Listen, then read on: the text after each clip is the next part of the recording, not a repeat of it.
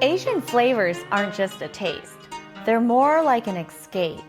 They dance across the palate, transport us far away from everyday go-tos, and inspire a triumphant fork drop moment.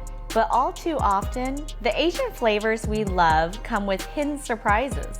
Added sugar, salt, artificial ingredients, and preservatives, just to name a few.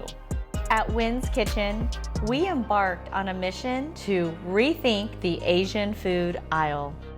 I asked myself, do these remarkable Asian flavors have to come loaded with unhealthy stuff? Hell no, they don't. So I decided to concoct batches of Asian condiments with simple, all-natural ingredients that capture the taste that I loved growing up. And I will not let anything artificial or harmful near my creations.